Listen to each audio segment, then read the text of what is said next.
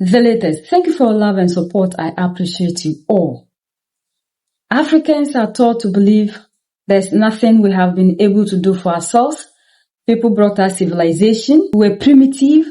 That was the reason to which they have to struggle, move from wherever they are into the continent to change everything for us. This has been the narrative they have pushed across. And the reason to which Africans today, we don't see ourselves with the power that we need to have is because of the stories that they have told us repeatedly. But history has proven these people wrong. We ruled Europe for centuries. We were the ones who sent civilization into Europe. We taught them sanitation. We taught them everything that the Europeans know today.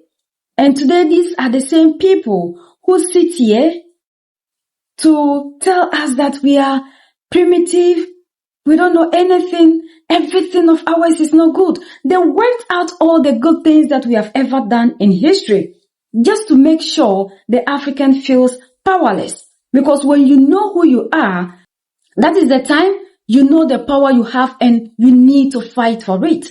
So as Africans, it is very important that we revisit our history, know who we are, and do everything possible in our power to fight for that power. The African has never been a less human to anybody. That has never been the case. But in order for people to control us and rule us, they need to create the narrative that will give them the power to continue to suppress us. And that is why for all this while, we have lived under this illusion of the African being weak. White people came to Africa.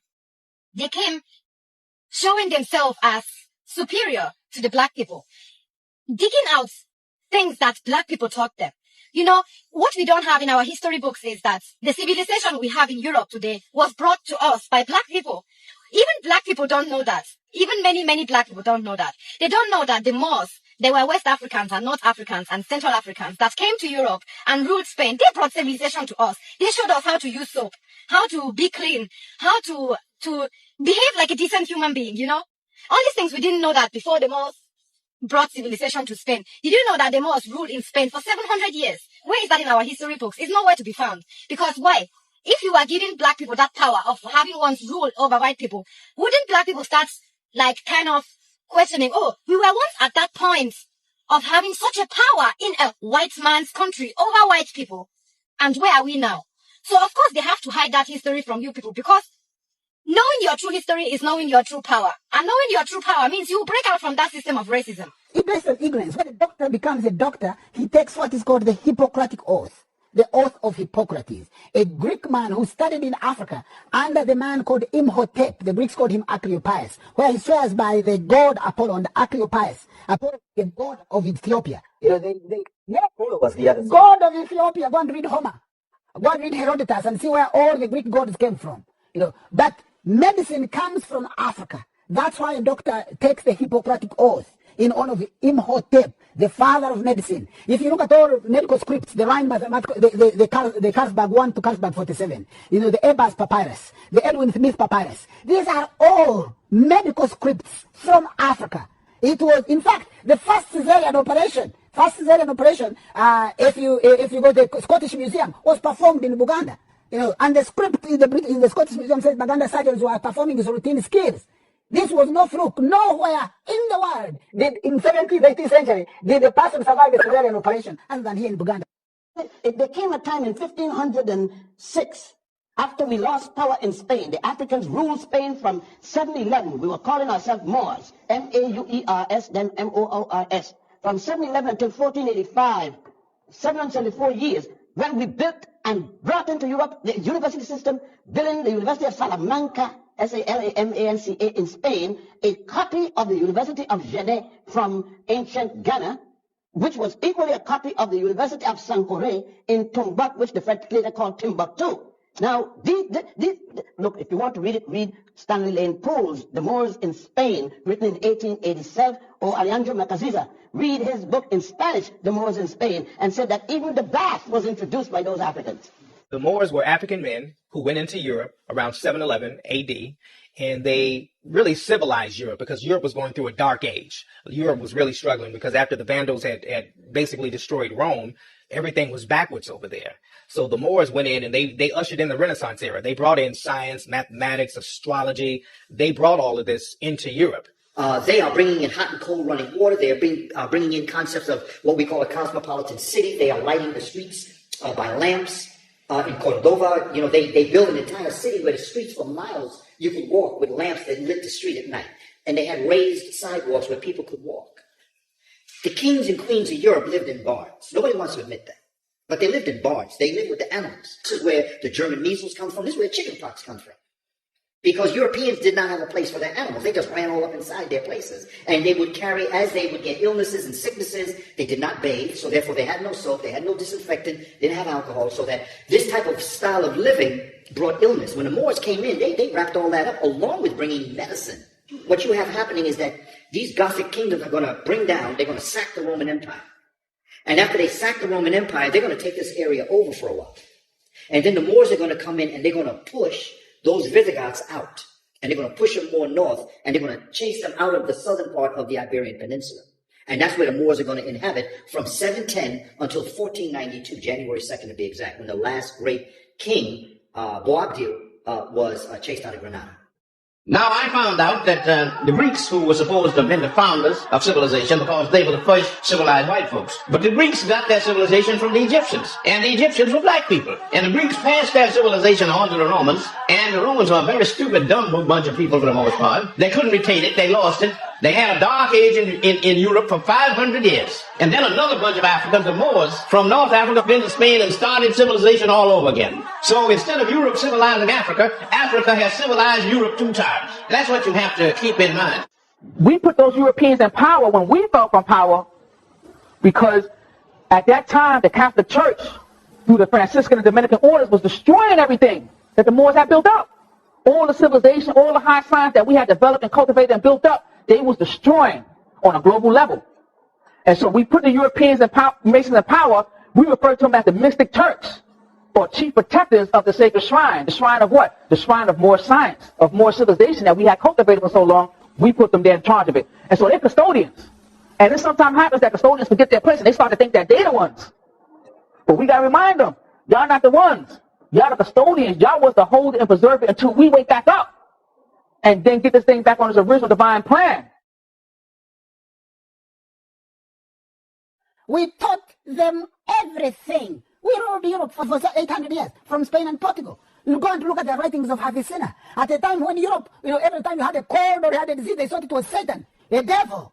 That's why they have transferred that knowledge now. They have kicked out Christianity in their countries, and they have, they put it in Africa. Now, in Africa, everything is devil this, devil accident, devil, illness, devil that. It's like the devil has taken over the world. You know about the Moors? Yeah, well, from what I've heard about them, I feel like they were the first, they were black, right? They were black. Black tribe. They were black. They also went through a lot of persecution as well, right? Well, basically, they developed Europe in a lot of different countries. They were rulers, emperors, and kings of Europe. And today they depict them to be Arab brothers, but they were actually black brothers, African brothers. And so they taught the European civilization. A resensitization of history, too. A lot of people who are darker skin tones, when you see statues of them, they kind of lighten them, or they kind of, he who controls history kind of, he gets to, it's usually whoever who's conquered and who the winners kind of rewrite the story, right? You ever see Jake Paul visiting the Vatican or some shit like that? He be going off like, they got this person as a merchant. This is a Moorish queen. She ruled for yo, this is crazy, and he be catching backlash on TikTok off that shit, you know what I'm saying? But it's the truth. The truth of the matter is people get caught up in colorism. And history is history. And the thing is just how to depict or differentiate rewritten history, untold history, and what really fucking happened. And the truth is, what really fucking happened, some of it we'll never know. But I do have, an idea of what, happened. And it, legend has it that these guys, history tells it that these guys came to Europe at a time where, they were sleeping in the cabins with the animals, and it was like a bunch of diseases and stuff. And we taught them running water and soap. We brought that there. We brought architecture there. We built those temples and, palaces and, all of that stuff. That was done by African, architects.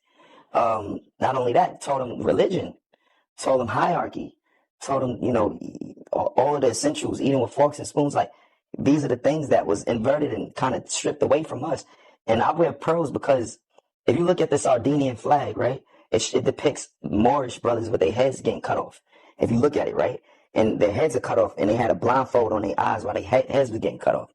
And now, I think in like the 40s or 60s or something like that, they re-illustrated it and put the headbands on the head. And that's why I wear the t-shirts and shit how I do, because they said it was too vulgar and it was just too offensive, And every year, do you know that there was African rulers of Spain, African rulers, of Italy, African rulers of these different places. They were black kings, and there was an interracial genocide that happened. That predates a whole lot of shit. And what ended up happening is every year we see, all right, no freaky, pause, like no freaky, total disclaimer. You ever see porn and it be like white woman in a cuckolding husband with her black bull? Yeah. Bro, that bull is a representation of the black Moors being chased out of Spain. That's why every year you see those guys that look like Commodores, like in Spain, chasing the bulls down the block, because that's a ritual, a celebration of when they chase the Moors and kings out of Spain, bro. Yeah, and that's why they slay it at the end of the chase. You feel me? And so cuckolding comes from that day when they took the pearls off the men, put it on the wives and made it feminine. They took the kilts, made it feminine. And, pause, no freaky again.